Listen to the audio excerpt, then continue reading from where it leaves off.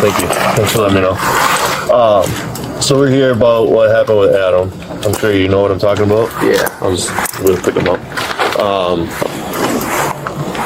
I mean, I just talked to him. He's hurting, but he'll be all right. That's good.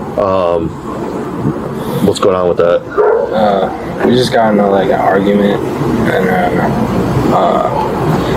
and then like we got mad at each other, and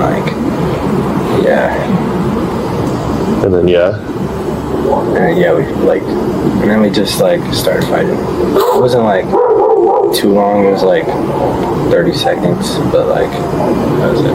Okay. The Waukesha Police Department incident report for case number 2404217 begins with a sterile classification visit between cohabitants. What that bureaucratic phrase omits is that the argument erupted over a teenage sleepover, that the weapon was a bare fist, and that the victim had open heart surgery scars still pink on his chest. 4 days after that, Bert, a 45-year-old man named Adam Thompson, would be declared brain dead, his nephew Ronnie Fuentes charged with felony murder.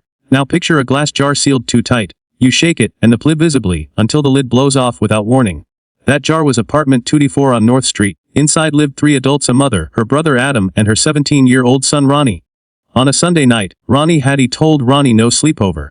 When the time came for the friend to leave, Adam reinforced the rule. That was the twist of the lid. What followed redefined the legal meaning of domestic disturbance. Before we go deeper at what the documents actually show, make sure you're subscribed to EvidenceAxis. Because we don't just cover the story, we follow the evidence. The body-worn camera footage from Officer Daniel Hartley is now public record. It captures the moment law enforcement arrives at the apartment days later. Can I help you? We're just here to talk to Ronnie. I need to get a quick statement about something he was involved in a couple days ago. Officers identify the suspect. Not to investigate a fight, but to confront the aftermath of a brain bleed. The officer speaks to Ronnie in the doorway, casual, almost conversational. Can I just sign this open? Can I just burst this open and go here?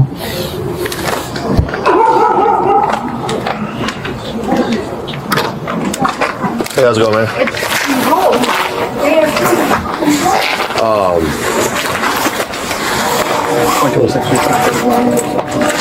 No weapons in your coat or anything, dude? No. Okay, can't check. No, you can keep it on. Just make sure there's like no knives in here, anything crazy like that. Appreciate you.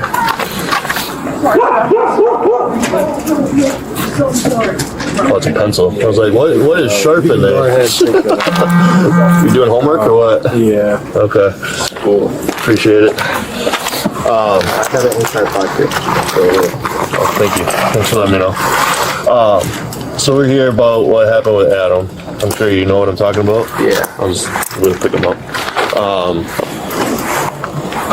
I mean, I just talked to him. He's hurting, but he'll be all right. That's good. What's going on with that? We just got into like an argument, and then like we got mad at each other, and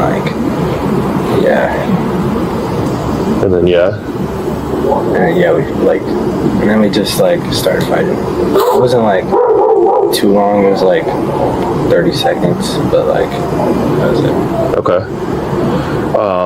Sounds like this was over whether or not someone could stay here. Yeah. Who was that? It was one of my friends. What's their name? What? I don't know his last name. You don't know his last name?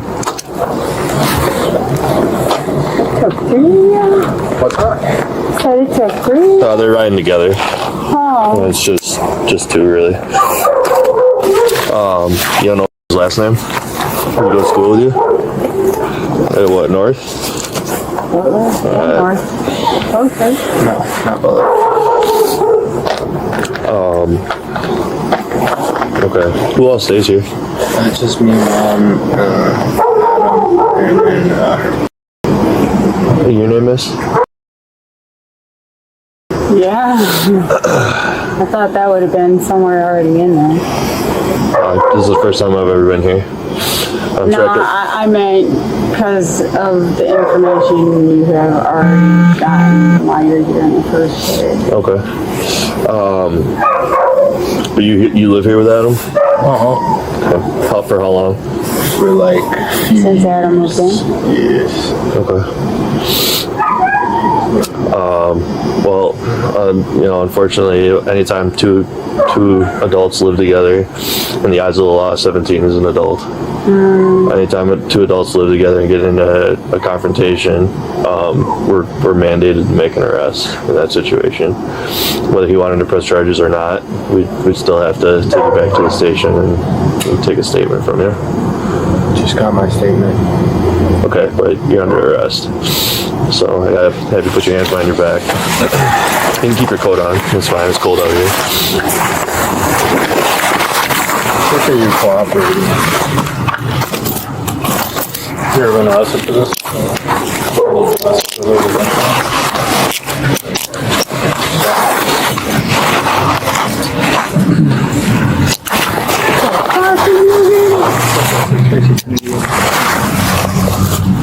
Not even uncooperative. This is ridiculous.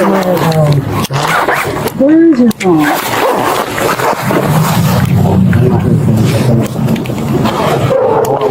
We'll grab the property off him. Whatever property.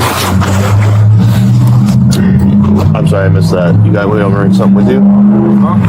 Is there something you want to bring with you or what? Like what? Like wallet? Phone, wallet, keys, anything? You want the phone to stay with me or go with you? Go with me, cause like, okay, but Then where's your phone? it should be inside, I think. Hey, you just said Well, I give thought it her was the in my phone. I mean, my pocket. She'll grab it for you. Yeah, but you just said.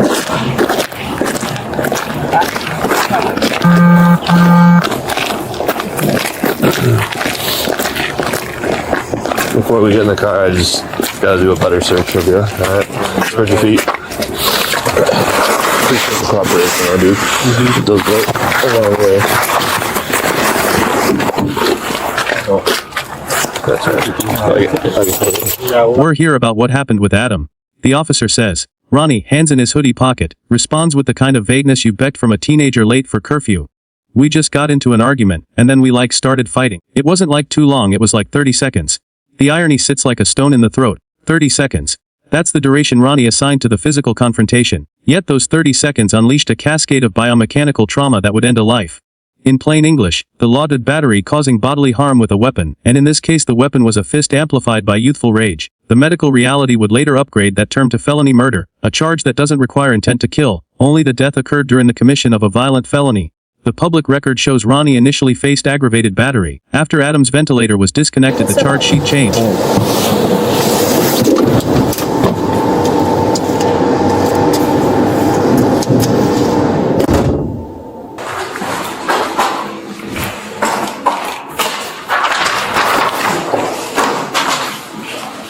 I get this.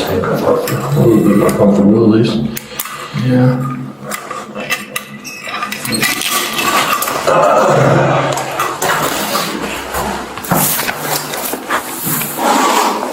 So, really no question why we're here, right?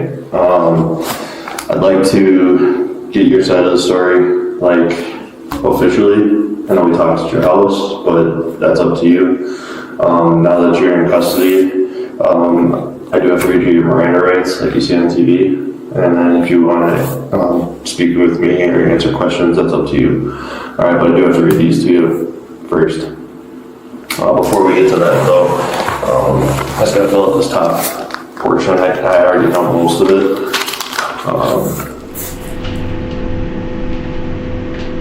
Are you working right now? No. You're a student, though, right? Yeah. And you got no kids? No. Are you a junior or a senior? I'm a junior. Excuse me. So, you do have the right to remain silent. If you decide to give up that right, anything you say may be used against you in court. You have the right to consult with an attorney and have an attorney present during any questioning. If you cannot afford an attorney, one will be provided to you by the court. The camera also takes us to a hospital room hours earlier. There, Adam Thompson lies in a bed, the left side of his body weakened, his speech labored. He tells officers what... What's your name, sir? Adam. Adam, Dan. Nice to meet you. Sorry to meet you like this, though. I know a little bit. Can you kind of fill us in? what led up to this point? My nephew thought it'd be He's having difficulty talking. Yeah, they briefed us on that, so we had nothing but time. Do you live with? Does he live with the nephew that did this? Yes. Okay. Basically, what he told me was Ronnie. The nephew. 17. He had a friend over, and his mom had told him that he can't sleep over, and then the last minute, it was time for him to go, and Adam had said he can't be staying overnight, and Ronnie slipped out. And Okay. So Ronnie flipped out and he attacked you? he stood up, he told me to shut my mouth, and I was like, I'm not gonna do that, and he said, you better, and I was like, or what? And he stood up, punched him in the face. I punched him, self-defense, and he just went ham on me. like, just He hit you in the back, Yeah, hit you in the head, hit you in the jaw. yeah, He just wailed on him and chest, in chest. and I just had My nephew, he had a friend over. His mom told him no sleepover. I told the kid he had to go. Ronnie stood up, told me to shut my mouth. I said I'm not gonna do that. He said you better, and I said what? Then he punched me in the face. Adam recounts a flurry of blows to the head, the jaw, the chest. He mentions, almost as an afterthought, I just had open heart surgery in April. He forgot about the surgery. That phrase should echo through every frame of this case. Ronnie Fuentes lived in the same apartment. He knew his uncle's sternum had been sawed open and wired shut just months earlier. He knew the chest was a fragile vault of healing tissue. Yet during those 30 seconds, that knowledge vanished. The fist hit the chest anyway. The assault wasn't just a physical battery, it was a reckoning with a medical fact that the assailant chose to ignore. He forgot about the surgery. Now let's construct the parallel narrative that the initial police report doesn't surface. Ronnie Fuentes wasn't a clean record adolescent caught in a single bad moment. Court records from Waukesha County show he had an open criminal case for property damage from September 2024. He was out on a signature bond, which meant he had signed a promise to commit no new crimes. That bond came with a condition so standard it's almost invisible obey all laws. When his fists met his uncle's skull, he didn't just fracture a family, he fractured the terms of his release. we can't keep letting the kid get away with doing this stuff. He has a case out there. Oh, he's about to have another one. Yeah. Because He almost killed him. the fact that you guys live together, or whether you want to press charges or not, I want to. okay, even if you didn't, we were going to arrest him. Thank you. So, He has a history, and apparently he has been ordered to go for anger management. okay. In September 2024, court records show Ronnie was charged with criminal property damage in a case that was pending at the time of the alleged attack against his uncle. That charge has since been dismissed. I have to read this whole. Officers discovered this at booking and added a charge of bail jumping on his. Bro, you got an open case. Doesn't change much. It's called bail jumping. When you're done? Yeah, thank you so much. Thank you. You got an open case right now. So you can't, it's just that you can't commit any new crimes. While you're out on. Quiet legal multiplier that turns a single violent act into a double betrayal of the court's trust. The medical timeline is where this tragedy morphs into a thriller. Leading to his hospitalization and discovery of a brain bleed. It happened Sunday. He complained about a migraine. Really bad headache. Monday. And then he told his mom about this incident on Monday. And that's when he said he had a headache. And then what happened? She talked to her this morning. I had a headache. He's like, Adam, what's going on? It sounds like He couldn't talk. And she's like, I'm on my way. And she brought him up here, and he supposedly had a seizure because of the brain bleed. The fight happened on a Sunday. Adam complained of a severe migraine on Monday. He told his mother about the assault that same day. By Tuesday his speech was slurring. Wednesday morning his sister called and got only garbled words in response. She rushed him to the hospital, where he suffered a seizure caused by bleeding inside his skull. He underwent surgery to relieve the swelling on his brain. He never recovered. The Waukesha County Medical Examiner's final report lists cause of death, complications of blunt force head trauma, with contributing factors of hypertensive cardiovascular disease. In the cold language of autopsy, pre-existing conditions didn't absolve the trauma, they magnified its lethality. A healthy man might have walked away. A man with a recently reconstructed heart absorbed the same blows as a death sentence. Here's a question that should reframe this entire story for you. What happens in the 96 hours between a punch and a seizure that turns a family argument into a homicide?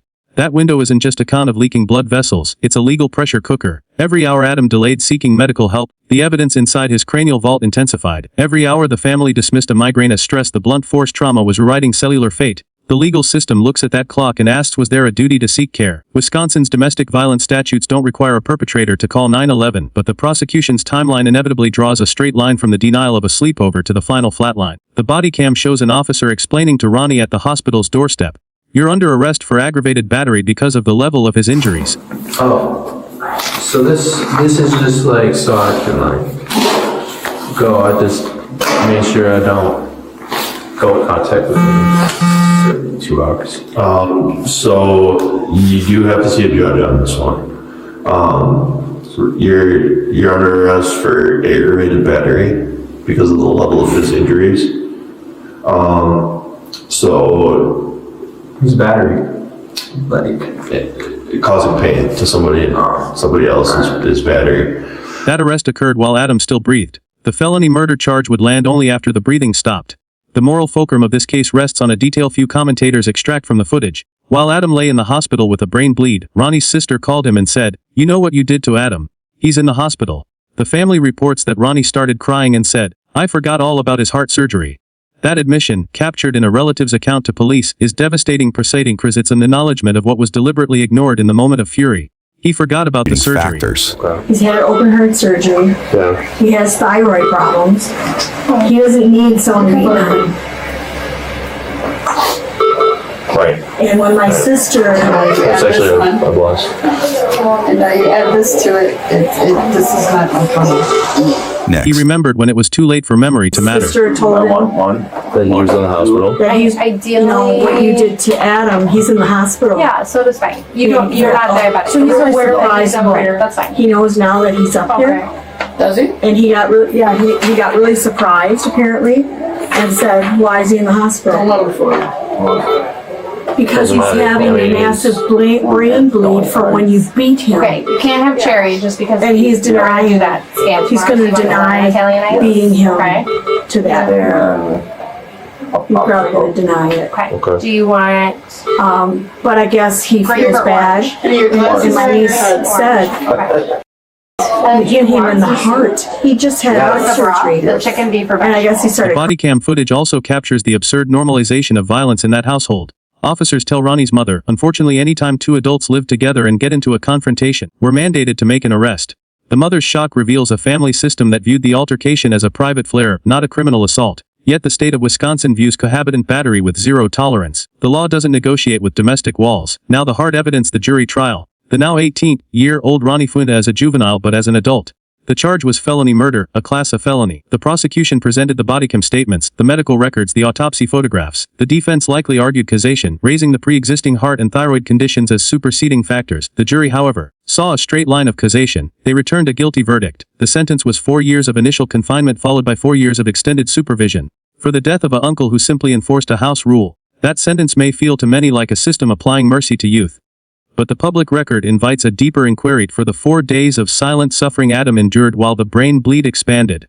That unanswered question brings us to your role in this analysis. The entire probable cause affidavit and the criminal public documents accessible through the Wisconsin Circuit Court Access System under State of Wisconsin v. Ronnie Fuentes. I'll tell you exactly what to look for. On page 4 of the autopsy addendum, the medical examiner describes the subdural hematoma and its displacement of brain tissue.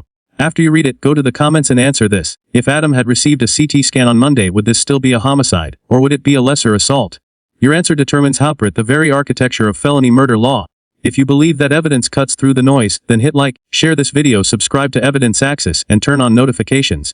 We don't chase headlines, we excavate the paper. True tree leads to a uncomfortable truth. 30 seconds of rage, layered over a forgotten surgery, can turn a nephew into a convicted killer and a sleepover into a life sentence.